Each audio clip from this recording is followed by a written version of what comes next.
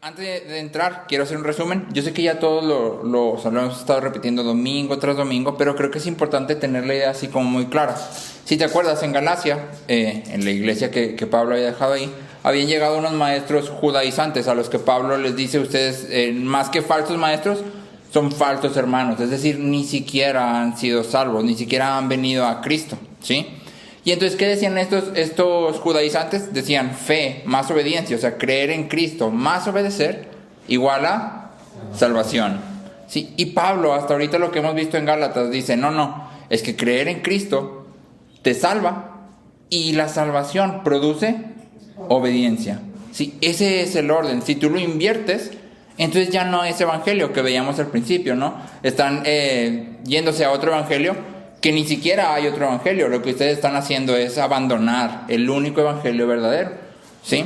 Entonces te quiero leer esta cita de una Biblia para niños que me gustó mucho, se los compartí a los muchachos, y así empieza esta Biblia. Dice: ahora bien, algunos piensan que la Biblia es un libro de reglas que le dicen a uno lo que debe hacer y lo que no debe hacer.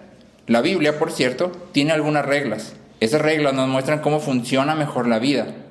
Pero la Biblia no es principalmente asunto de ti y lo que tú debes estar haciendo. Es asunto de Dios y lo que Él ha hecho. Sí, y creo que muchas veces agarramos la Biblia y la entendemos así. Es un conjunto de sí, haz esto, no hagas aquello. Y el cristianismo es un conjunto de sí y no, de reglas. Cuando no, el cristianismo es un asunto de algo que Dios ha hecho desde el principio, desde antes de que el mundo estuviera puesto. Dios ya lo había planeado. Sí, y luego lo ejecutó. Y luego lo hace efectivo en nosotros a través del Espíritu Santo. Entonces la Biblia no se trata de ti y de mí principalmente, se trata de su obra, ¿sí? Y luego cómo tú y yo debemos responder a esa obra, ¿sí? Entonces, algo que en realidad toda la Biblia, pero en específico podemos ver aquí en Gálatas, deja en claro, es que todos nuestros problemas son teológicos, ¿sí? En su raíz todos nuestros problemas son teológicos. ¿Por qué? Porque la manera en que yo considere a Dios, o sea, mi perspectiva de Dios, de quién es Él, de su santidad y de cómo se relaciona conmigo y con mi pecado, va a determinar cómo actúo. Va a determinar lo que yo hago en mi día a día. Entonces todos mis problemas, ¿sí? Toda mi forma de vivir, en realidad son en su raíz teológicos. Y entonces por eso Pablo desde el capítulo 3 ha estado, si te fijaste, entretejiendo un argumento desde el Antiguo Testamento. ¿Por qué desde el Antiguo Testamento? Porque era lo que los judaizantes usaban. Y luego desde la historia. ¿Por qué desde la historia? Porque al final, lo cantábamos ahorita, ¿no? La historia es tu historia. Es decir, todo lo que ha sucedido a lo largo de la historia del mundo es algo que Dios ha estado utilizando. Y cuando tú puedes leer la historia del mundo y luego ver cómo la iglesia ha reaccionado y se ha movido ante esto, puedes ver a un Dios que tiene cuidado, aún en medio de la maldad del hombre, ¿sí? Y ya después Pablo empieza a hablar de la experiencia personal. ¿Te acuerdas que sacó la analogía del pedagogo, del ayo? Gracias. Sí, del ayo y de la cárcel y de... O sea, saca todo esto para que los gálatas puedan entender que desde cualquier punto que tú lo veas, y nosotros también, en realidad la salvación es solo por fe, ¿sí? Solo por gracia, ¿sí? A través de la fe en Cristo, no hay otra forma, ¿sí? Entonces aquí Pablo hace un cambio de tono muy, muy marcado, y lo que vamos a ver es que les habla de una manera súper personal y directa. Ahora sí que se quita la parte de teología, es decir, ya te di todos los argumentos, si quieres tú, intelectuales, ¿sí? De por qué lo que te estoy diciendo va con la Biblia. No estoy sacándolo de ningún otro lado, no estoy inventando cosas, ¿sí? De hecho, no estoy ni siquiera manipulando la información de la Biblia, está ahí claramente puesto, ¿sí? Y ahora que ya te di todos mis argumentos intelectuales, quiero hacer una pausa. ¿Por qué? Porque todo esto que te estoy diciendo proviene desde un corazón que está dolido, ¿sí? Que está preocupado por una iglesia que está lejos de Pablo. Entonces vamos a ver aquí dos ideas centrales. La primera es en la porción del 8 al 11, y ahí vamos a ver los no dioses y el Dios verdadero. Los no dioses y el Dios verdadero. Y la segunda idea es la de la relación entre el ministro y la iglesia. Por ministro hablo de cualquier persona que ejerza un puesto de liderazgo dentro de la congregación, Entre el ministro y la iglesia. Ese sería del 12 al 20. Ajá, 12 al 20. Del 8 al 11 y del 12 al 20.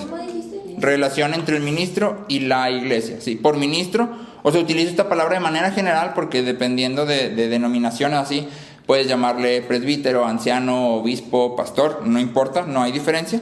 Aquí es cómo estas personas deben de relacionarse con la iglesia, con la gente, y cómo la gente debe relacionarse con ellos. ¿Sí? Okay. Eso es del 12 al 20. Y del 8 al 11 no voy. Los no dioses y el Dios verdadero. Por cierto, la Biblia de niños que te leí ahorita está escrita por Sally Lloyd Jones y está muy buena, te la recomiendo. Está en español también. Del 8 al 11, perdón. 8 al 11, los no dioses y el Dios verdadero. Relación entre el ministro y la iglesia, del 12 al 20. Los no dioses y el Dios verdadero, del 8 al 11. Sally Lloyd Jones, Biblia para niños. Sally Lloyd Jones. Se las mandé en el grupo, sí. Sally Lloyd Jones. Ajá. Ok, versículo 8, acompáñame por favor, te lo voy leyendo. Dice: pero en aquel tiempo, cuando ustedes no conocían a Dios, eran siervos de los que por naturaleza no son dioses.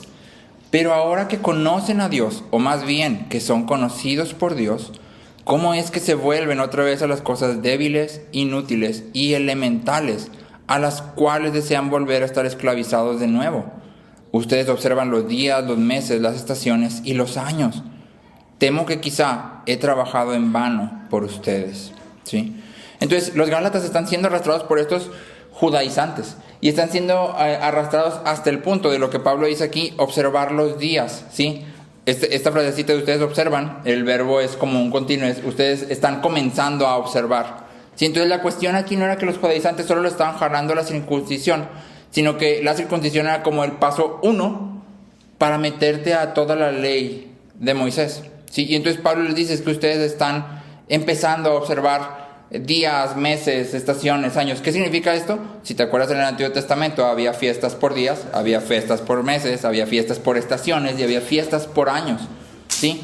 Que a la luz del Nuevo Testamento entendemos que lo único que hacían era dar una sombra de lo que Cristo iba a venir a hacer por nosotros, de lo que Cristo ya hizo por nosotros. ¿Sí? No están instituidas para que tú y yo estemos guardándolas ahorita, sino están instituidas para que veamos y entendamos la obra completa de Cristo. ¿Sí?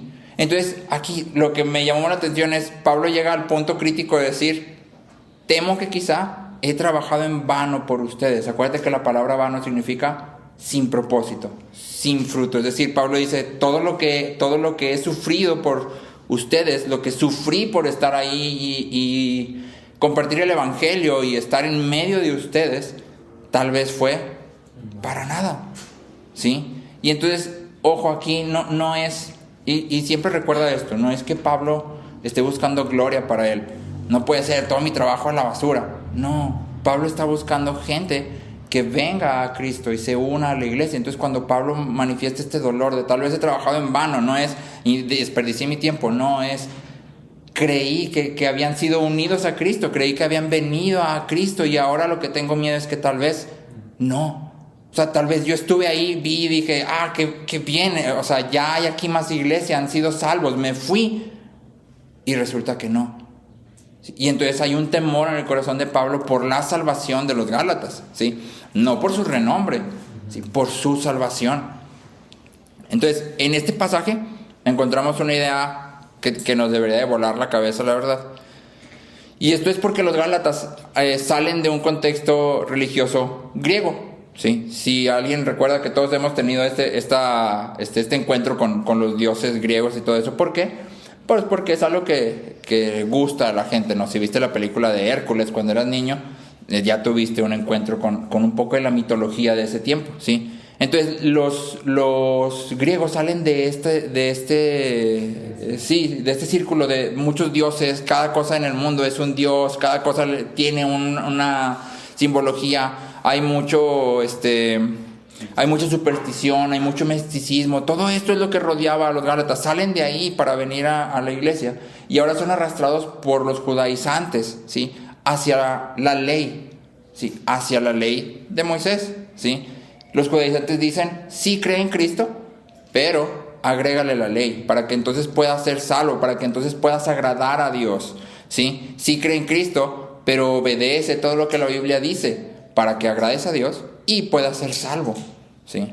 Entonces, hay dos cosas aquí que son así como, órale, ¿sí? Y lo primero es que Pablo dice que si hacen esto, si regresan a la ley, están cayendo de nuevo bajo la esclavitud de los que no son dioses, ¿sí?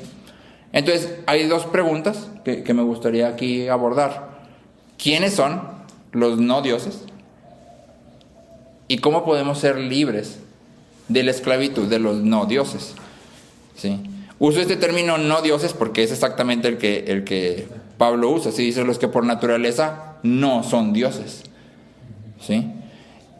¿Quiénes son los no dioses? ¿Quiénes son? ¿Y cómo puedo ser libre de su esclavitud? Entonces, la respuesta en realidad está en el mismo pasaje de Gálatas. Pablo hace un paralelo. Versículo 8 dice: eran siervos de los que por naturaleza no son dioses. Y luego versículo 9 dice: ¿cómo es que se vuelven otra vez a las cosas débiles, inútiles y elementales? Esta palabra de elementales es exactamente la misma que aparece en el versículo 3 y Marcos nos explicaba la semana pasada. ¿Te acuerdas? Que hablábamos de los principios elementales del mundo. ¿Sí? Que la palabra es una sola palabra y es estoiquía. ¿Sí? Entonces es la misma palabra exactamente. ¿Qué son estos principios elementales del mundo? ¿Alguien se acuerda que nos explicaba Marcos la semana pasada qué era?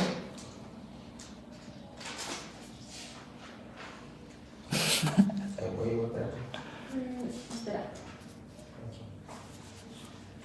Que, por ejemplo, con la heredad, ¿no? ¿Era eso? De el niño que... No. ¿No? Y puse aquí que bueno, era la ley de Moisés, enseñanzas judías, cultura religiosa en esos tiempos. Ok, ajá. Sí, yo ¿No? también tengo ahí anotado lo de las religiones que existen, son influenciadas o originadas por fuerzas espirituales contrarias a Dios. Ok, ¿None? Sí, sería la cultura y educación, aquello que creían y practicaban y que pues lo espiritualizaban. Ok. Era filosofía, religión, O filosofía. cultura. Realidad física, realidad Ideología. religiosidad y obsesión y circuncisión. Ok, entonces cuando hablamos de principios elementales del mundo, hablamos de las cosas materiales. Si la palabra estoiquía se refiere a las cosas materiales del mundo, a lo que hace al mundo un mundo físico, ¿sí? Y entonces cuando Pablo utiliza este término, este concepto, ¿sí?, lo que está haciendo es envolver tanto la religión pagana como el judaísmo en un solo concepto. ¿Por qué?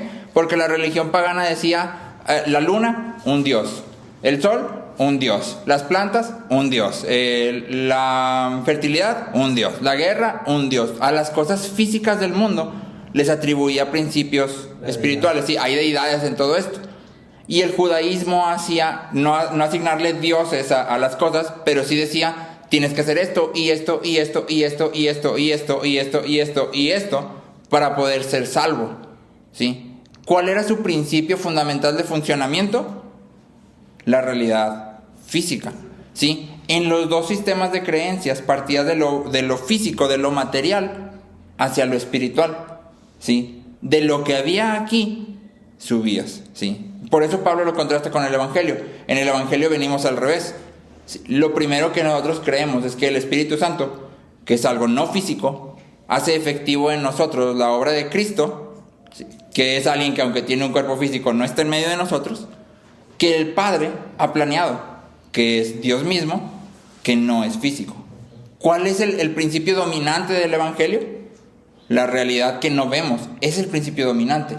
Eso se impregna en nosotros y da fruto físico, material, pero lo que está sucediendo primero es lo que no vemos, sentido opuesto, ¿sí? Entonces, Pablo hace referencia con este principio, con este concepto de decir principios elementales del mundo, a absolutamente todo lo que tiene que ver con el mundo. Y lo que está diciendo Pablo cuando dice los principios elementales del mundo son los no dioses, ¿sí?, es decir, cualquier cosa en el mundo puede convertirse en un ídolo, Cualquier cosa en el mundo se puede convertir en un ídolo. Dinero, trabajo, hijos, el cónyuge, la iglesia, la lectura de la Biblia, la oración. Todas estas cosas pueden convertirse en ídolos. Y si te fijaste, la expresión de Pablo es los que por naturaleza no son dioses. Es decir, existen, están ahí, pero tú y yo los elevamos a una posición que por naturaleza no les pertenece. No son dioses, ¿sí? Entonces, en la Biblia, y según el argumento de Pablo, solo tienes dos opciones: evangelio o idolatría. No hay ninguna otra opción. No existe tal cosa como el no creyente. Porque hay mucha gente que dice, no, es que yo no creo en Dios, yo soy ateo, sería la palabra más común, ¿no? Ok, no crees en Dios, pero tienes un ídolo. Porque tu vida tiene que estar regulada por una cosa. Estamos creados de manera que siempre buscamos un centro en el cual construir todo, ¿sí? El ateo probablemente su centro es él mismo, ¿sí? Y tal vez cree en que todo lo que él se proponga lo puede hacer, y cree en la filosofía de Pablo que decía en Corintios, ¿verdad? Si no hay nada después de esta vida, comamos y bebamos, ¿sí? Que mañana moriremos. Es la consecuencia lógica de creer que cuando te mueras no va a haber nada. Vive tu vida como quieras. Y es la filosofía de muchos ateos. Si cuando yo me muera no va a haber nada, pues vivo la vida como yo quiero. ¿Quién es tu ídolo? Tú mismo, ¿sí? Entonces el evangelio deja claro que solo hay dos opciones: evangelio o idolatría. Todos los seres humanos creemos algo, todos, ¿sí? Y aquí te quiero citar 1 de Juan 5:21, que ya lo hemos platicado, pero me sigue pareciendo un versículo sorprendente. Digo, toda la Biblia es sorprendente, pero este versículo es como algo que dices, órale. Juan escribe su carta, y en su carta está hablando acerca de aquellos que dicen ser creyentes, pero no se comportan como tal. Y está hablando acerca de la seguridad que nosotros como creyentes tenemos en el amor de Cristo, ¿sí? En que Dios nos ha amado, porque dicen esto consiste en el amor, en que Él nos ha amado, ¿sí? Entonces, Juan está hablando de todo esto, y luego termina su carta: hijitos, aléjense de los ídolos. En toda la carta no encuentras la palabra ídolos. Nunca, o sea, no aparece. Sin embargo, Juan cierra con esta instrucción: hijos, aléjense de los ídolos. Entonces tú y yo tenemos dos opciones. Una, a Juan se le acabó el papel, y cuando se le iba a acabar dijo, no puede ser, se me olvidó decirles algo, déjense los pongo rápido, los ídolos, y lo tuvo que enviar, ¿sí? O dos, en este versículo Juan está presentando un resumen de toda su carta. Y en realidad lo que Juan está haciendo es justo eso: presenta un resumen de toda su carta. Si te acuerdas, cuando veíamos 1 de Juan, decíamos que los anticristos, porque aparecen ahí en 1 de Juan, de hecho es un tema central de 1 de Juan, los anticristos, no son los que están en contra de Cristo, que tú y yo escuchamos anti y es en contra de, son los que están en lugar de. La palabra anti significa en lugar de. Entonces Juan está escribiendo de todas estas cosas que están en lugar de Cristo, y por eso al final dice, aléjense de los ídolos, ¿sí? La razón de todas las cosas malas que tú y yo hacemos, de todas las decisiones equivocadas que tomamos, no es primeramente que soy un pecador, per se, porque siempre podemos caer en esta excusa, ¿no? No, pues que soy un pecador, estoy atado al pecado, pues es que me equivoqué, pues soy pecador. Pero la razón en realidad es que somos idólatras. La razón es que hemos puesto un ídolo en el lugar que le corresponde a Dios, ¿sí? Algo que es muy interesante en los 10 mandamientos es que el orden importa. Los primeros 2 mandamientos hablan acerca de la idolatría. El primero es, tendrás un solo Dios. Yo voy a ser el único Dios que tú vas a tener. Y el segundo es, me vas a adorar como yo digo. No eres libre de formarme a la imagen que tú quieras. No eres libre de transformarme a lo que más te guste. Yo soy Dios. Y yo, en mi palabra y a través de mis obras, voy a decir quién soy. Y entonces tú vas a adorarme en esa línea. No eres libre de formarme como tú quieras, ¿sí? Entonces, cuando tú y yo rompemos cualquiera de los 10 mandamientos, por ejemplo, rompes el mandamiento de falso testimonio, de matar. Y rompemos el mandamiento de matar, no yendo a matar a una persona, porque acuérdate que Cristo dice que aquel que insulta a su hermano o que se enoja, en el sentido de permanecer enojado con él, ya está cometiendo homicidio. ¿Sí? Entonces, cuando tú y yo hacemos esto, en realidad estamos rompiendo, antes que ese, el primero y el segundo mandamiento. ¿Por qué razón te enojarías a alguien y te enojarías con alguien y permanecerías enojado con él? Porque lo que me hizo no se puede perdonar, porque me lastimó bien horrible, porque fue injusto, pero entonces, ¿quién es la primera persona en ese enojo? ¿Quién es la parte más importante? Yo. ¿Quién se está convirtiendo en un ídolo? Yo.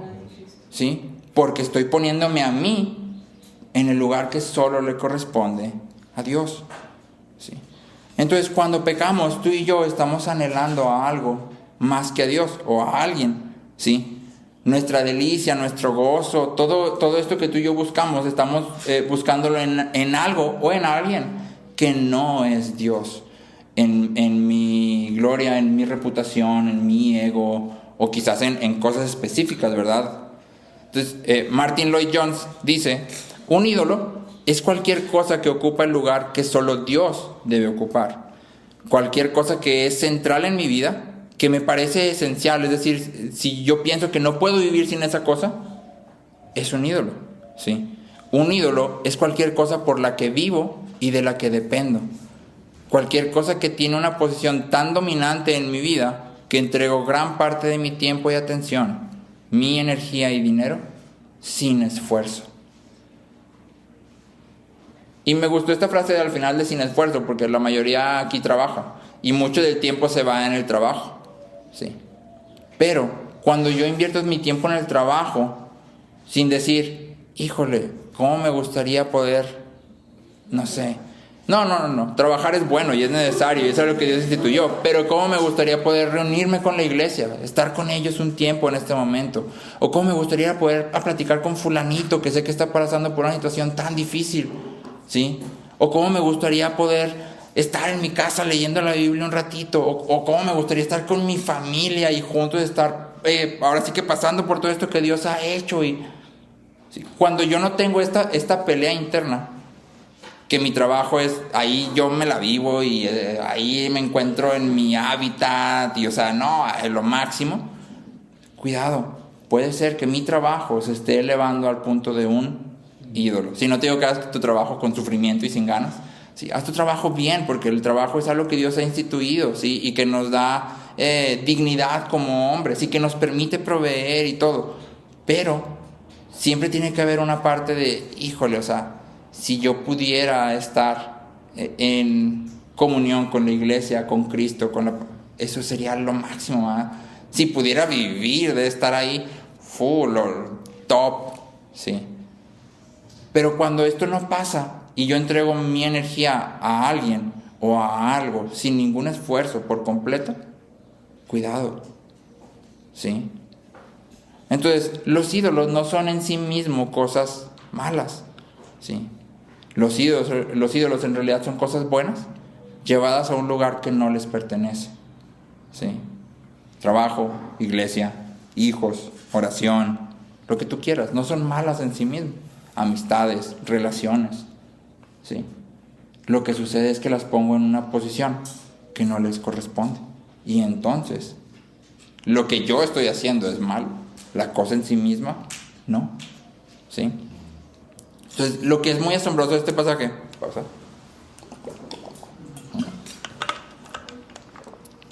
y esta es la segunda declaración que hace Pablo en este pasaje, es que dice que los gálatas están volviendo, ¿sí?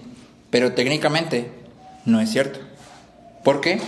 Porque los gálatas salieron del paganismo y no están regresando al paganismo. Están siendo llevados hacia la moralidad de la ley, ¿sí?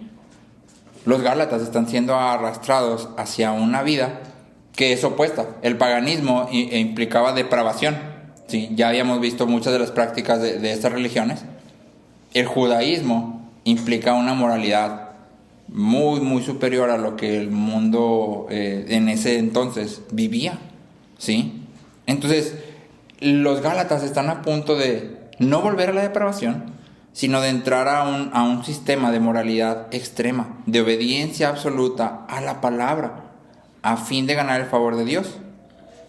Y sin embargo, Pablo dice, ustedes están volviendo a los principios elementales. ¿Sí? Entonces, esto es asombroso, porque Pablo dice, depravación, moralidad extrema, son exactamente lo mismo. ¿Qué son? Esclavitud. ¿Sí? ¿Por qué? Porque de un lado y del otro estás buscando ganarte la aprobación de Dios por tus propios medios. ¿Sí? Entonces, tanto la persona religiosa como la persona no religiosa están esclavizados. ¿Sí? Ambos están tratando de ser su propio Señor y Salvador, pero de diferentes maneras. Uno dice, voy a vivir la vida loca, al cabo no hay nada después de esto, yo soy mi Señor, yo voy a dictar qué es lo que quiero hacer, cómo lo quiero hacer, cuándo lo quiero hacer. Otro dice, no, es que tengo que vivir estas reglas así tal cual, pum, pum, pum, pum, pum, y hacer esto y portarme así y no hacer esto, porque entonces voy a poder ser salvo. Pero eso no es lo que el Evangelio predica. Al final, Él se convierte en su Señor. ¿Sí? La moralidad extrema que Él se impone se convierte en su Señor. Está buscando ganarse a Dios por lo que Él puede hacer. ¿Sí? Aquí un punto importante es la esclavitud y la idolatría de la religión es más peligrosa que la idolatría y la esclavitud de la irreligión o la no religión. ¿Por qué? Porque la persona no religiosa sabe que no está cerca de Dios. ¿Sí? Porque igual no le interesa, porque no quiere, porque ha tenido una mala experiencia. Pero la persona religiosa cree que está cerca de Dios. Y entonces es más peligroso. Porque ¿cómo puedes decirle tú que no si él está seguro de que por cómo vive? Sí, exactamente. Y en eso tenemos que tener cuidado. ¿Sí? Nuestra moralidad, nuestra forma de vivir no gana el favor de Dios. ¿Sí? Entonces la segunda pregunta es, ¿cómo podemos ser libres? ¿Sí? Ya vimos que cualquier persona que no está en el Evangelio, que no ha sido unido a Cristo, que no ha venido a Cristo, está en idolatría, está en esclavitud, no hay más, evangelio o idolatría. Entonces, ¿cómo podemos ser libres de esto? ¿Cómo cualquier persona puede ser libre? Y la clave está ahí mismo en el versículo 8, ¿sí? El versículo 8 dice, pero en aquel tiempo, cuando ustedes no conocían a Dios, eran siervos de los que por naturaleza no son dioses. Y luego 9, pero ahora que conocen a Dios, o más bien, que son conocidos por Dios. La clave es justa esa. La razón fundamental por la que somos salvos es porque Dios nos conoce. Él nos ha escogido, Él nos ha amado. Acuérdate que la palabra conocer en la Biblia no es lo que tú y yo utilizamos como, sí, yo lo conozco, una vez lo vi.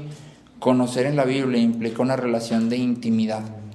¿Sí? Entonces cuando dice, ahora que conocen a Dios, o más bien que son conocidos por Dios, no es que Pablo se esté corrigiendo, ahora que conocen a Dios, no, perdón, me equivoqué, más bien que Dios los conoce. No, está diciendo, ahora que conocen a Dios, o más bien, es decir, o que primeramente, o antes de que ustedes conozcan a Dios, Dios los ha conocido. ¿Sí? Esa es la razón por la que somos salvos. Y esa razón, el hecho de que Dios nos ha conocido, nos debe llevar a conocerlo. Te leo Juan 8, te lo voy a leer salteado. Juan 8, 34, 36 y 48. Te recomiendo que lo leas todo, pero Juan 8, 34, 36 y 48. Sí, es una sola plática aquí registrada en Juan. Y dice, Jesús les respondió, en verdad les digo que todo el que comete pecado es esclavo del pecado. Adelantito dice, y el esclavo no permanece, pero el hijo sí. Entonces dice, todo el que comete pecado es esclavo del pecado. Así que si el Hijo los hace libres, ustedes serán realmente libres. El que es de Dios, escucha las palabras de Dios. Por eso ustedes no escuchan, porque no son de Dios. ¿Cuál es la razón por la que estas personas alrededor de Cristo no podían entender lo que Cristo estaba diciendo? Y no podían aceptarlo y no podían reconocer a Cristo como Hijo de Dios. Dice, porque no son de Dios. Por eso ustedes no escuchan, porque no son de Dios. Exactamente. Dios no había escogido a estas personas y por lo tanto ellos no podían entender el mensaje. Aunque lo escuchaban y estaba ahí a plena luz porque estaban viendo a Cristo mismo, no podían aceptar lo que Cristo estaba diciendo y haciendo. ¿Sí? Timothy Keller dice, no es tanto tu estima y amor por Dios, sino más bien su estima y amor por ti lo que realmente te hace un cristiano. Es que Él nos ha escogido. ¿Sí? Una pregunta que sale muchas veces en esto es, ¿y cómo sé si soy escogido? ¿Qué tal que estoy aquí y no soy escogido y me estoy engañando y al final me voy? Y la respuesta es, Cristo mismo dice en Juan, mis ovejas oyen mi voz y me siguen. Si tú estás escuchando la voz de Cristo a través de su palabra, es decir, el Evangelio te llama, te dice, ven a Cristo, muere, vive, y vive respondiendo a ese amor, entonces eres parte de sus ovejas. ¿Sí? No hay nada más que buscar. Entonces, Cristo dice, mis ovejas oyen mi voz y me siguen. ¿Sí? Nos da seguridad, más que temor te debería dar seguridad. ¿Por qué? Porque una vez que he sido llamado por el Evangelio y he respondido, implica que Él ha hecho una obra en mí, una que yo no puedo hacer. Segunda sección, que aquí hablamos de ministros e iglesia. Esto es del 12 al 20. En esta sección, Crisóstomo, cuando entra, dice, mientras que en los versículos anteriores Pablo extiende su mano a sus discípulos mientras estos se encuentran en la tormenta, ahora él mismo se pone en el centro de la tormenta. ¿Sí? Entonces vas a ver un cambio muy marcado. Vamos a leer, dice versículo 12, les ruego, hermanos, háganse como yo, pues yo también me he hecho como ustedes. Ningún agravio me han hecho. Entonces nota primero cómo cambia el tono. ¿Te acuerdas cómo empezó en el capítulo 1? Oh, Gálatas insensatos. O sea, tan... Y aquí les ruego, hermanos. Sí, está Pablo apelando al corazón. Sí, les está hablando como iguales. Les está diciendo, hey, regrésense. ¿Sí? Y entonces, en este solo versículo, en el versículo 12, tenemos un compendio de cómo podemos compartir, o más bien de cómo debemos compartir el Evangelio de manera eficaz. ¿Sí? Y la primera parte, en realidad es la última, donde dice, me he hecho como ustedes. ¿Sí? ¿Te fijaste en la instrucción? Háganse como yo, pues yo también me he hecho como ustedes. Entonces lo primero que tú y yo debemos de entender cuando compartimos el Evangelio es que el Evangelio verdadero es flexible. El Evangelio verdadero es flexible. Ojo, que esta flexibilidad aplica en ciertas cosas, ¿sí? ¿Recuerdas que Pablo en Gálatas 1 dice, si alguien viniera, si un apóstol, si un ángel del cielo bajara y predicara otra cosa que no sea este Evangelio? ¿Qué dice Pablo? Sea anatema. O sea, no es nada más no los escuches. Acuérdate que anatema era aquello que estaba destinado para la ira y la destrucción de Dios. Entonces Pablo dice, si alguien viene y te dice cualquier cosa diferente de este Evangelio, si que le quiera agregar cualquier cosa, que le quiera quitar cualquier cosa, ese es anatema. O sea, no es nada más lo escuches, es casi Pablo diciendo, nos vemos afuera. O sea, si alguien va a predicar esto, te ve afuera. Sí. Incluso si es un ángel mismo. Sí. Como que fuera. Nos vamos a avanzar. Nos vamos a abordar O más. Sí. ¿Por qué? Porque Pablo dice, nadie puede transformar, diluir, agregar, cambiar la esencia del Evangelio. ¿Sí? No lo puedes mover. Sin embargo, lo que sí debemos hacer es ser flexibles en todo lo que sale de la esencia. ¿Me explico? Es decir, en 1 Corintios 9, ¿te acuerdas que si quieres vamos allá a 1 Corintios 9? Ya lo habíamos pasado hace tiempo. Es lo del... No, están hechos.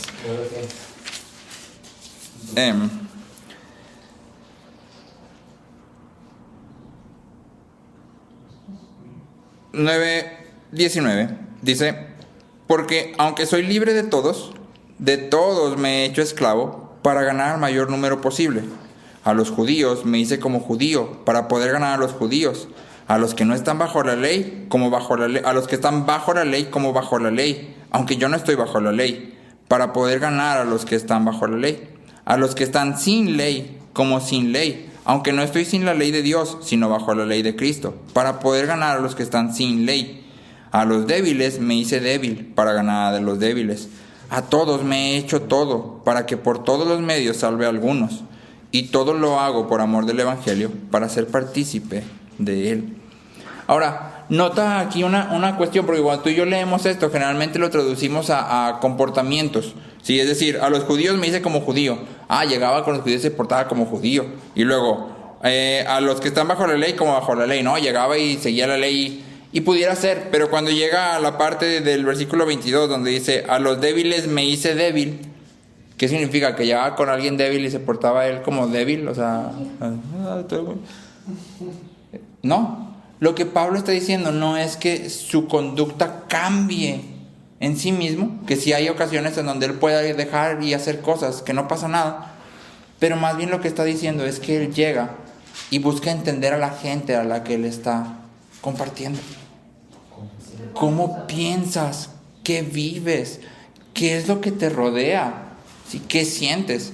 Estaba leyendo un testimonio de una escuela de misioneros en África, donde estaban mandando a muchachos, los capacitaban, los enseñaban y los mandaban a las aldeas, y ya tenían bastante tiempo haciendo esto, pero no habían tenido ningún resultado. Nadie en ninguna aldea se había convertido a Cristo, nadie. Entonces esta escuela decide llamarle a un misionero externo como para que los asesorara y como para platicar con él y que pudiera darle alguna opinión de qué era lo que estaba sucediendo. Entonces este misionero viaja, llega y todo, y empieza a platicar con los muchachos y les dice, a ver, pues platícame qué es lo que haces cuando llegas a una aldea, ¿verdad? O sea, ¿cómo funciona tu forma de evangelizar?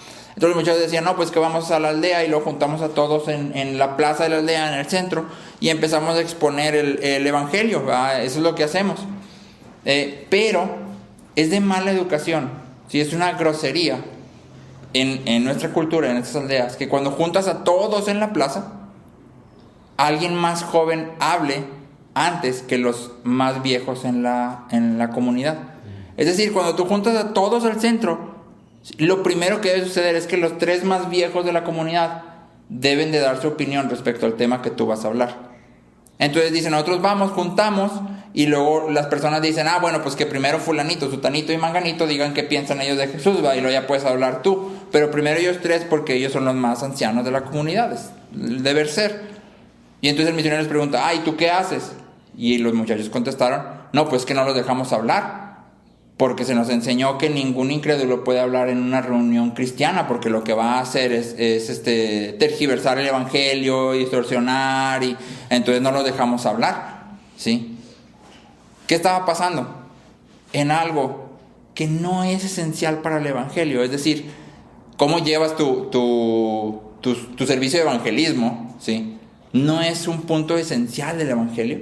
Ellos estaban siendo totalmente rígidos, nadie puede hablar, y en esa rigidez lo que provocaban era que la gente de la aldea, antes de que ellos pudieran empezar a exponer, ya estaba enojada, ya estaba indispuesta, ya estaba molesta por su grosería, ya no los consideraban una persona digna de escuchar, ¿sí? Y ya no iban a recibir nada, exactamente. Entonces, aquí lo primero que Pablo dice es, me he hecho como ustedes, ¿sí? Esto implica que de ti y de mí debe haber empatía y compasión. Una de las marcas de una mentalidad legalista, de una mentalidad de justicia por obras, es que es inflexible y está obsesionada con los detalles. Cuando hay una persona que piensa de manera legalista, quiere que todos los convertidos o los que atienden a la iglesia, los que vienen a la iglesia, se vistan y actúen así como nosotros. Es decir, si tú eres cristiano, te tienes que vestir exactamente como yo digo, y tienes que hablar exactamente como yo digo, y tienes que, eso no te lo puedes poner, y eso no puedes decir, y eso no puedes hacer, y eso no. Tú tienes que verte como yo, ¿sí? Y entonces llegamos a evangelizar a alguien, y lo primero que les dices es, no, eso no lo puedo hacer, y eso tíralo a la basura, y eso quítalo de ahí, y eso que tienes ahí está mal. ¿Y qué estás haciendo? invirtiendo el orden que Pablo pone aquí. Pablo dice, háganse como yo, porque yo me he hecho como ustedes. ¿Qué fue lo primero que hizo Pablo? Él se hizo como ellos. Él llegó a Galacia y empezó a ver a la gente. ¿Cuáles son tus problemas? ¿Cuáles son tus dolencias? ¿Qué es lo que te rodea? ¿Cómo piensas? Literalmente se está poniendo en los zapatos del otro. Y si vamos un pasito más para allá, es exactamente lo mismo que Cristo hizo. Cristo vino y se puso un cuerpo de hombre, para que tú y yo entonces podamos parecernos a Él. ¿Me explico? O sea, Cristo no dijo, no. Primero háganse como yo y luego ya yo bajo a redimirlos, ¿va? O sea, pero primero ustedes háganse como yo. No, Él dijo, yo me voy a hacer como ustedes, para que entonces ustedes puedan parecerse a mí. Sí. Entonces, en este solo versículo ya tienes ahí una estrategia. ¿Quieres compartir el evangelio de manera efectiva? Lo primero que vas a hacer es hacerte como los otros, buscar entender a esas personas, ¿sí? Ponerte en sus zapatos y entonces poder exponerles el evangelio de manera correcta, ¿sí? Pero en segundo lugar, el evangelio también es transparente. Si lo primero es que es flexible, aquello que no es esencial, yo lo puedo moldear dependiendo de dónde estoy, ¿sí? Y la necesidad que haya en ese lugar o en esa persona. No puedo cambiar el evangelio, pero sí puedo moldear las otras cuestiones que no son esenciales. Pero lo segundo es que el evangelio es transparente. Pablo dice, háganse como yo. Y esto quiere decir que Pablo ha sido una persona totalmente abierta, ¿sí? En su corazón y en su vida. Y su predicación y su forma de vivir son consistentes, ¿sí? Hay integridad entre lo que Pablo dice y lo que vive, ¿sí? De manera que puede decir, háganse como yo. Nuestras palabras nunca son suficientes. Y de hecho, no son lo más importante para persuadir a otros acerca de la verdad de Cristo. Nuestras vidas deben de ser abiertas. Y cuando me refiero a vidas abiertas, me refiero a todo. La dinámica de todo lo que sucede en tu día a día debe abrirse a las personas, ¿sí? Para que entonces ellos vean qué implica estar unido a Cristo. ¿Qué significa que Cristo viva en mí? ¿Qué significa no en espiritualidad? No, es que significa que oro mucho y leo la Biblia. No. ¿Qué significa cuando pasan cosas malas? ¿Qué significa cuando mis hijos no me hacen caso? ¿Qué significa cuando tengo una discusión con mi esposa? ¿Qué significa cuando alguien me hace algo que es injusto? ¿Sí? ¿Qué significa cuando mi trabajo no es lo que yo espero? ¿Qué significa cuando no me pagan lo que yo considero que es justo? ¿Qué significa cuando me enfermo? ¿Qué significa cuando pierdo algo que no quisiera perder o a alguien? ¿Qué significa en esos momentos estar unido a Cristo? ¿Qué significa cuando veo a alguien con necesidad? ¿Sí? Ese es el mayor testimonio, no que tanto sabes de la Biblia. Tu vida en relación al Evangelio y mi vida en relación al Evangelio es el mejor testimonio. Sí, por testimonio me refiero a la mejor predicación. Si ya a eso le añades que estás preparado en la palabra, órale, pues, wow, increíble, ¿no? Pero si estás muy preparado en la palabra, pero no hay integridad, no es congruente lo que predicas con lo que vives, lo único que vas a causar es rechazo al Evangelio, ¿sí? John Stott dice, al buscar ganar a otros para Cristo, nuestro objetivo es hacerlos como nosotros, pero el medio para ese fin es hacernos nosotros como ellos, ¿sí? Aquí hay una línea de advertencia. No podemos quedarnos con un solo lado de la expresión. Es decir, no puedo quedarme con nada más el háganse como yo. No, es que yo vivo el Evangelio, soy, como dijo None, casi levito. Entonces llego a cualquier lado y no, tú te tienes que ver exactamente igual que yo. No, es una persona individual, ¿sí? Que está unida al cuerpo de Cristo tal vez, pero sigue siendo una persona individual, ¿sí? Que en su contexto va a vivir el Evangelio. Lo que yo quiero cuando digo háganse como yo es esta forma de vivir el Evangelio, ¿sí? La forma de vivir, no la forma de vestir, la forma de... que hay implicaciones, sí, pero es la forma de vivir, cómo veo el mundo. Eso es lo que yo quiero que se impregne en otra persona.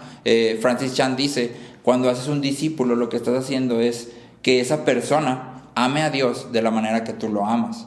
Y entonces la pregunta que deberíamos de hacernos es, ¿quiero que las personas amen a Dios como yo lo amo? ¿Sí? Entonces yo no me puedo quedar nada más con el háganse como yo soy el top y todos háganse como yo. Pero tampoco me puedo quedar nada más en el me he hecho como ustedes. O en lenguaje actual, porque yo creo que nadie ha escuchado esta expresión, ¿verdad? No, yo me he hecho como ustedes. En el lenguaje actual, que esta sí la he escuchado, es no me veas a mí, ve a Cristo. Yo soy nomás un hombre pecador. Eso sí lo hemos escuchado todos. Y yo no me puedo quedar con eso. Porque Pablo dice, sí, yo me he hecho como tú. Es decir, me he puesto en tus zapatos para entender tus debilidades, tus problemas, tus aflicciones, para entender tu relación con aquello que te seduce dentro del pecado, ¿sí? Pero no me quedé ahí, sino que te muestro cómo se vive el Evangelio.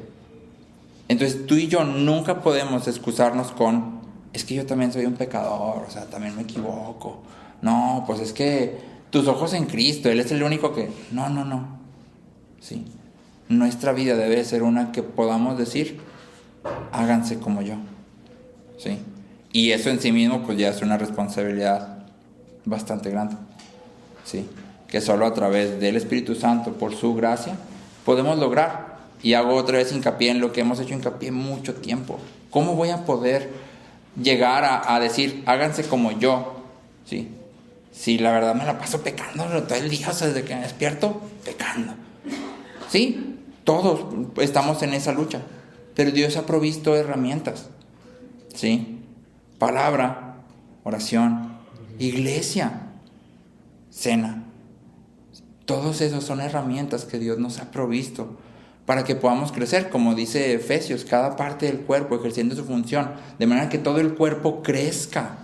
Es decir, el cristiano que está solo se queda chico. El cristiano que está desconectado del cuerpo no tiene forma de crecer. ¿Sí? Córtate el dedo y luego ve a ver si le crece la uña, o si sigue creciendo, o si de repente le sale otro pedazo de mano. No va a pasar. El cuerpo depende de todo el demás cuerpo para estar fortalecido y creciendo. Entonces tú y yo tenemos que recurrir a todo esto, no de manera individual, sino de manera comunal, en comunidad. ¿Sí? Versículos 13 al 15. Oh my God. Dice: pero saben que fue por causa de una enfermedad física que les prediqué el Evangelio la primera vez. Y lo que para ustedes fue una prueba en mi condición física, que no despreciaron ni rechazaron, sino que me recibieron como un ángel de Dios, como a Cristo Jesús mismo. ¿Dónde está pues aquel sentido de bendición que tuvieron? Pues testigo soy en favor de ustedes que, de ser posible, se hubieran sacado los ojos y me los hubieran dado. ¿Sí? Entonces, Pablo dice aquí que les predica a los Gálatas por una enfermedad. No sabemos exactamente cuál, pero lo que sí sabemos es que esto no estaba dentro de los planes de Pablo. Seguramente Pablo iba a otro lado, se enfermó. La mayoría de los comentaristas creen que fue algo de malaria y tuvo que ir a esta ciudad a recuperarse. ¿Sí? Entonces, algo que aprendemos aquí es que el Evangelio, el ministerio del Evangelio, busca oportunidades en las adversidades. Es decir, Pablo no se enferma y dice, no puede ser, todos mis planes ya se echaron a perder, ya no voy a poder hacer. No, se enferma, llega a Galacia y ¿qué dice? Venga, aquí voy a predicar. ¿Sí? No importa. Entonces, en el Evangelio los problemas se vuelven posibilidades. Ciertamente debemos de usar nuestra inteligencia para hacer planes, la sabiduría que Dios nos ha dado para hacer planes. Debemos administrar nuestro tiempo y nuestros recursos. Pero todo esto que hagamos debemos de siempre estar abiertos y flexibles a que Dios diga, ¿está padre tu plan? No es el mío. ¿Sí? Y entonces que todo cambie. Y cuando todo cambia, yo sigo confiando en que Dios es bueno y hago lo que tengo que hacer. ¿Sí? Dios permite el sufrimiento y las dificultades del mundo en las vidas de los cristianos. No se le va de la mano. ¿Sí? ¿Para qué? Para, como dice Romanos 8:28, todo esto obre para bien a los que le aman. ¿Sí? Entonces, en este caso de Pablo, una iglesia fue formada porque Pablo se enfermó y se desvió. ¿Sí? Muchas vidas fueron cambiadas por la predicación de Pablo. Entonces Dios nunca promete en la palabra quitarnos el sufrimiento. ¿Sí? Lo que promete es bendecirnos a través del sufrimiento. Cristo sufre para que tú y yo, en medio del sufrimiento, seamos hechos como Él. los sufrimientos que tú y yo como cristianos vivimos son para bien. Sí, esto lo puedes ver súper claro en 2 Corintios 12, donde Pablo dice que ha rogado a Dios que le quite el aguijón en la carne. ¿Te acuerdas que Pablo habla de un aguijón en la carne? Probablemente ese aguijón en la carne, de hecho, es esto mismo a lo que hace referencia aquí en Gálatas, porque son exactamente las mismas palabras, solo se encuentran aquí. Y Dios le dice, no. Sí, dice que Pablo ha rogado 3 veces que Dios se lo quite, y Dios le ha contestado, no, bástate mi gracia. Y entonces la respuesta de Pablo es, con muchísimo gusto me gloriaré más bien en mis debilidades. ¿Sí? Es decir, ok, no se va a quitar, está bien, pero entiendo que tiene una función. ¿Sí? En el caso de Pablo dice que para que no se crezca, para que no se crea mucho, este aguijón está ahí. ¿Sí? Tiene una función buena, aunque es un enviado de Satanás, que es lo que dice ahí Pablo. ¿Sí? Un mensajero de Satanás, no importa, sigue siendo a lo que Dios está dejando ahí, porque si Pablo le dice Dios quítalo y Dios dice no, ¿quién lo está dejando? Dios, aunque es un mensajero de Satanás. Y aunque es un mensajero de Satanás, funciona para bien. ¿Sí? Lo que hace es dar gloria a Dios en la vida de Pablo. ¿Sí? El sufrimiento en Cristo nunca es en vano. Ahora, en este mismo pasaje hay una responsabilidad de la congregación hacia los ministros, hacia los líderes. ¿Sí? Si te fijaste, el amor de los Gálatas era sacrificial. Y esto te lo enseño no porque diga, sacrifíquense todos por mí, sino porque todos en algún sentido tenemos a alguien que nos enseña. ¿Sí? Todos. Y entonces esta actitud debe de ser de todos nosotros hacia aquella persona que está en liderazgo y que ejerce ese enseñanza y esa disciplina y ese tenernos ahora sí que al que le rendimos cuentas, por así decirlo. ¿Sí? Y entonces el amor de los Gálatas era sacrificial. Si te fijaste, Pablo dice, estoy seguro que se hubieran sacado los ojos para dármelos, si de ser posible. En este contexto, sacarse los ojos, Pablo está diciendo, estoy seguro que se hubieran despojado de lo más valioso que ustedes tenían para dármelo, si me hubiera servido. ¿Sí? Y más allá de eso, al ver la debilidad de Pablo, no lo hacen a un lado. ¿Sí? Aquí es interesante notar que tanto para los griegos como para los judíos, una persona que estaba con una enfermedad persistente, como en el caso de Pablo, estaba maldita. ¿Sí? Esa era la idea general. Entonces los griegos lo que hacían cuando veían una persona con una enfermedad crónica o sin cura, incurable, era escupirle. ¿Sí? Y no lo recibían. Sin embargo, Pablo dice, ustedes no me rechazaron. ¿Sí? Entonces, cuando tú y yo vemos la debilidad de aquellos que están en el liderazgo, ¿qué hacemos? ¿Cómo es nuestra reacción? ¿Sí? Ahí también hay una clave de cómo debemos comportarnos. ¿Sí? Debemos de estar dispuestos a sacrificarnos por nuestros pastores. Pero también esto aplica en un sentido de iglesia, hermanos. ¿Por qué? Porque si entendemos que Cristo es quien ha comprado a su iglesia y quien Dios es el que dice, oye tú, eres parte de la iglesia de aquí, y lo une a la iglesia, entonces cada persona que se une a la iglesia es un regalo de Dios mismo para ese pedazo de la iglesia. Entonces, cuando llega una persona nueva a la iglesia, ¿cómo lo recibes? ¿Qué hacemos con esa persona nueva? ¿Sí? ¿Cómo nos comportamos con él? Porque al final está unido a Cristo igual que tú y que yo, y ha sido comprado por su sangre igual que tú y que yo, y Dios lo ha traído como una bendición para la iglesia. Entonces, ¿cómo nos relacionamos con él? ¿Sí? Versículos 16 al 18 dice, me he vuelto por tanto enemigo de ustedes al decirles la verdad. Algunos les tienen celo, no con buena intención, sino que quieren excluirlos a fin de que ustedes muestren celo por ellos. Es bueno mostrar celo con buena intención siempre, y no solo cuando yo estoy presente con ustedes. Entonces hay un contraste bien marcado entre 15 y 16. ¿Sí? En el 15 es, soy testigo de que se hubieran sacado los ojos. Y en el 16, me he vuelto su enemigo. ¿Sí? Y la razón que Pablo pone ahí es por decirles la verdad. Pablo está dispuesto a poner en riesgo su relación con los Gálatas. O sea, sabe que al decir todo esto que está diciendo puede haber un choque, pero lo más importante es predicar la verdad del Evangelio. ¿sí? Aquellos que Dios quiera y que el Espíritu obre en ellos van a escuchar la verdad. Tal vez otros se van a ir, pero lo que nos enseña es que ninguno de nosotros es libre de diluir el Evangelio por amor, y lo entrecomillo. ¿Sí? Ninguno de nosotros puede decidir qué pedacito sí y qué pedacito no del Evangelio voy a compartir, porque pues luego se va a ofender. No, el Evangelio es completo, se predica completo, en amor, sí, pero sin diluir, sin cortar, sin maquillar, ¿sí?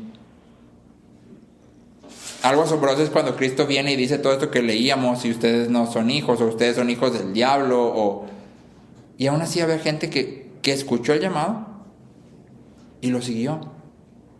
Cristo no estaba maquillando para ver si a alguien le gustaba un poquito más, porque la verdad estaba muy duro el mensaje. No, en amor hablaba la verdad del Evangelio, y ese es nuestro llamado, ¿sí? Un pastor dice: si hemos de ser ministros fieles a la palabra, a menudo diremos cosas que las personas no quieren oír, y a decir verdad, a menudo diremos cosas que nosotros mismos no queremos oír, ¿sí? Pero es la palabra, y tú y yo tenemos una responsabilidad de predicarla fielmente. Lo que dice ahí, aun si cuando lo estoy predicando me estoy dando a mí mismo, ni modo, es lo que dice, y me está haciendo un llamado a cambiar mi vida en el poder del Espíritu Santo, ¿sí? Los falsos maestros tienen como objetivo recibir alabanza y honra de los hombres y excluirlos de la influencia de Pablo y de los otros creyentes. Esto es lo que dice aquí, que ellos tienen celo, pero no con buena intención, ¿sí? O sea, tienen celo, es decir, los quieren acaparar, pero con mala intención. ¿Por qué? Porque lo que quieren es acapararlos para ellos recibir honra y gloria de ustedes y de los que vean que tienen muchos discípulos, ¿sí? Entonces Pablo por eso dice, su celo no es con buena intención, ¿sí? Ahora, versículos 19 y 20, vamos a cerrar. Dice: hijos míos, por quienes de nuevo sufro dolores de parto hasta que Cristo sea formado en ustedes. Quisiera estar presente con ustedes ahora y cambiar mi tono, pues estoy perplejo en cuanto a ustedes. Entonces, te fijaste, empezamos de iglesia hacia ministros. Debe haber un amor sacrificial. Pero ahora Pablo va del ministro hacia la iglesia, ¿sí? Avanza de hermanos a hijitos míos, y dice: sufro dolores de parto, ¿sí?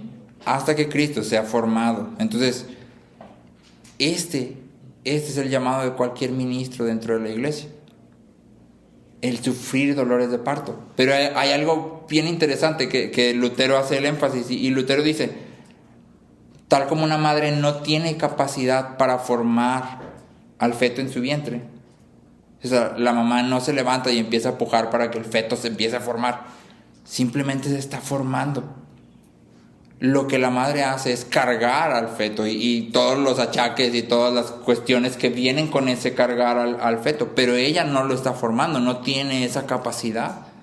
De esa misma manera, el ministro debe de sentir esta carga de cuidar de las ovejas, pero al mismo tiempo reconocer que no depende de él que Cristo sea formado en las personas. Es decir, yo debo de cargarlos, de predicar fielmente, pero reconocer que si no sucede, no es algo que yo pueda provocar. Yo no puedo obligar a nadie que Cristo se forme en ti. No puedo, ¿sí? No es mi función. Keller, de nuevo, dice: para poder cambiar la vida de alguien es necesario exponer nuestro corazón.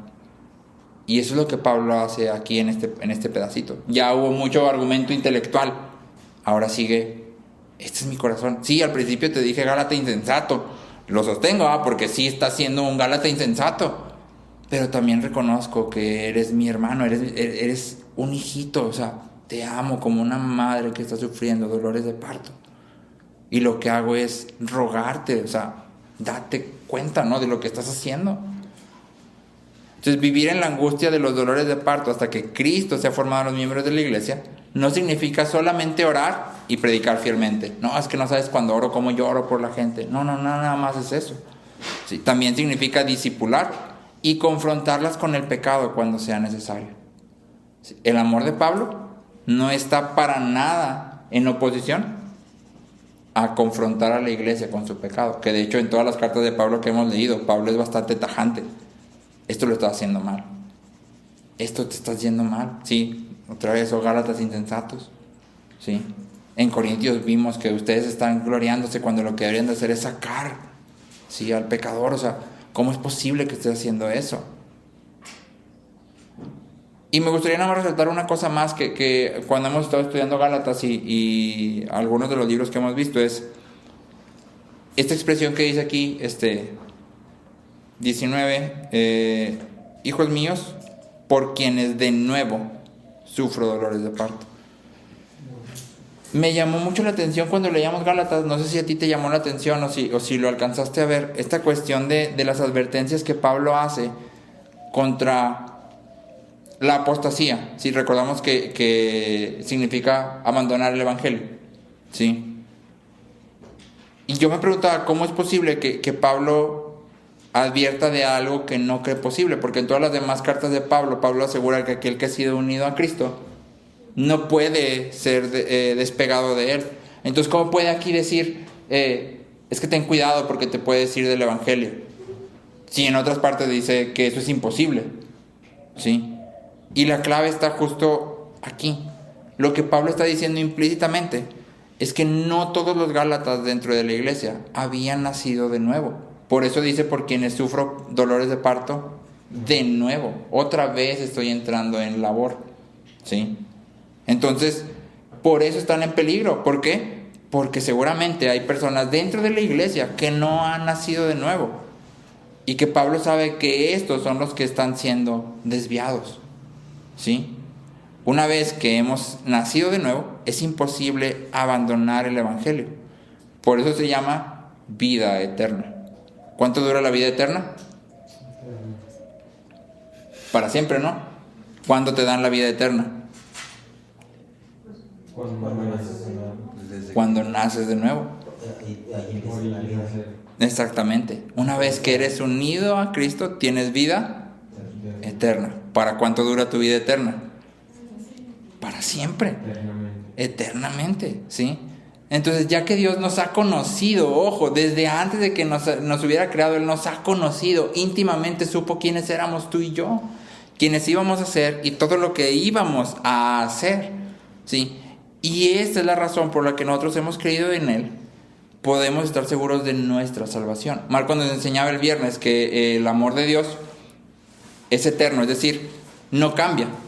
Si entendemos que el amor de Dios en la Biblia es una decisión y esta decisión no puede cambiar, significa que aquel a quien Dios ha decidido amar, ha decidido amarlo para siempre.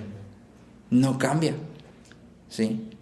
Si dijéramos que Dios decidió amarte, pero tú te fuiste y Él te dejó, pues ni modo, no quiso mi amor, entonces no iría en tono con el carácter de Dios, ¿sí? Quien dice en Oseas, ¿cómo podré abandonarte, oh Efraín? Si Dios ha decidido amarnos y nos ha atraído hacia Él, nos va a guardar en Él. En Romanos 8, con esto cierro, te leo salteado, Romanos 8, versículos 30 y 38 y 39. Romanos 8:30 dice, a los que predestinó, a esos también llamó, a los que llamó, a esos también justificó, a los que justificó, a esos también glorificó. ¿Hay alguno ahí que Pablo diga, puede que a alguno? No, a los que predestinó, termina en glorificó. Si te predestinó, vas a ser glorificado. Si Él te conoció de manera que cuando escucharas el evangelio vinieras, vas a ser glorificado. Y termina en versículos 38 y 39, que estos versículos los conocemos, pero no los aplicamos en la forma en que Pablo lo está aplicando, que es justamente esto: si Él te ha escogido, te va a glorificar. Versículos 38 y 39 dicen, porque estoy convencido de que ni la muerte, ni la vida, ni ángeles, ni principados, ni lo presente, ni lo porvenir, ni los poderes, ni lo alto, ni lo profundo, ni ninguna otra cosa creada nos podrá separar del amor de Dios, que es en Cristo Jesús, Señor nuestro.